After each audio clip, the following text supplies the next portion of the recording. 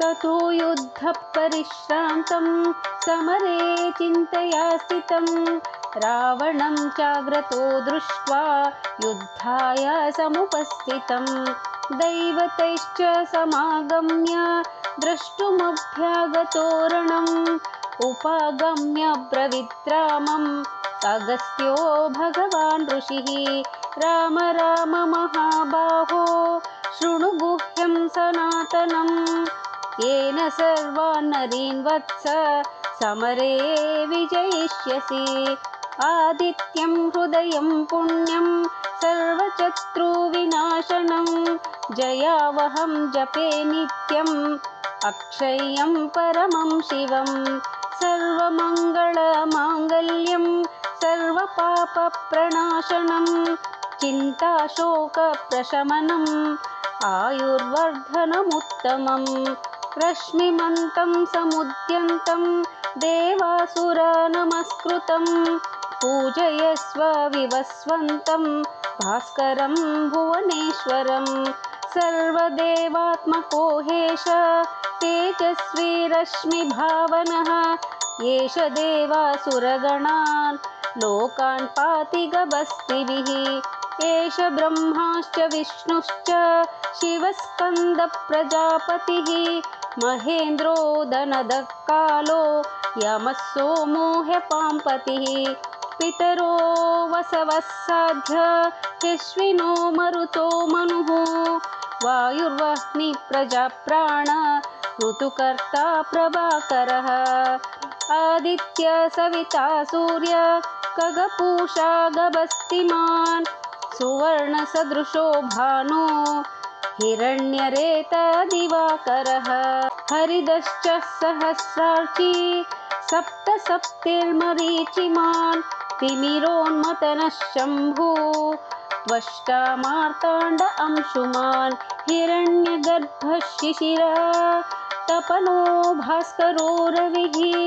अग्निगर्भोदिते पुत्र शङ्कः शिशिरनाशनः व्योमनाथस्तमो भेदी ऋग्यजुषामपारगः घनावृष्टिरपां मित्रो विन्द्यावीतिप्लवाङ्गमः आततिमण्डली मृत्यु पिङ्गळः सर्वतापनः कविर्विश्वो महातेज रक्तः सर्वभवोद्भवः नक्षत्रग्रहताराणाम् अधिपो विश्वभावनः तेजसामपि तेजस्वी द्वादशात्मा नमोऽस्तु ते नमः पूर्वाय गिरये पश्चिमायाद्रये नमः ज्योतिर्गणानां पतये दीनाधिपतये नमः जयाय जयभद्राय हर्यश्वाय नमो नमः नमो नमः सहस्रांशो आदित्याय नमो नमः नमः उग्राय वीराय सारंगाय नमो नमः नमः पद्मप्रबोधाय मार्ताण्डाय नमो नमः ब्रह्मेशानच्युतेशाय सूर्यायादित्यवर्चसे भास्वते सर्वभक्षाय रौद्राय वपुषे नमः तमोघ्नाय हिमग्नाय शत्रुघ्नाय मितात्मने कृतघ्नघ्नाय देवाय ज्योतिषां पतये नमः तप्तचामीकराभाय वह्नये विश्वकर्मणे नमस्तोमभिनिघ्नाय रवये लोकसाक्षिणे नाशयत्येष वैभूतं तदेव सृजति प्रभुः पायत्येष तपत्येष वर्षत्येष गभस्तिभिः एष सुप्तेषु जागर्ति भूतेषु परिनिष्ठितः एष एवाग्निहोत्रं च फलं चैवाग्निहोत्रिणां वेदाश्च कृतवश्चैव ऋतूनां फलमेव च यानि कृत्यानि लोकेषु सर्व एष रविप्रभुः येन मापत्सु कृच्छ्रेषु कान्तारेषु भयेषु च कीर्तयन् पुरुषः कश्चिन् नावशीदति राघव पूजयस्वैनमेकाग्रो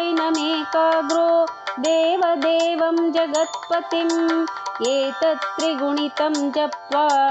युद्धेषु विजयिष्यसि अस्मिन् क्षणे महाबाहो रावणत्वं वदिष्यसि एवमुक्त्वा तदागस्त्यो जगाम च यथागतम् एतत् श्रुत्वा महातेज नष्टशोको भवत्तदा धारयामास सुप्रीतो राघव प्रयतात्मवान् आदित्यप्रेक्ष जप्त्वा तु परं हर्षमवाप्तवान् त्रिराचम्य शुचिर्भूत्वा धनुरादाय वीर्यवान् रावणं प्रेक्ष्य हृष्टात्मा युद्धाय समुपागतं सर्वयत्नेन महता वदे तस्य द्रुतोऽभवत् अधरविरवदन् निरीक्ष्य रामं मुदितमानः परमं प्रवृष्यमाणः निशिचरपति संशयं विदित्वा सुरगणमध्यगतो वचस्त्वरेतिः भानुभास्करमार्ताण्ड षण्डरश्मिदिवाकर आयुरारोग्यमैश्वर्यं श्रियं पुत्रं च देहि मे।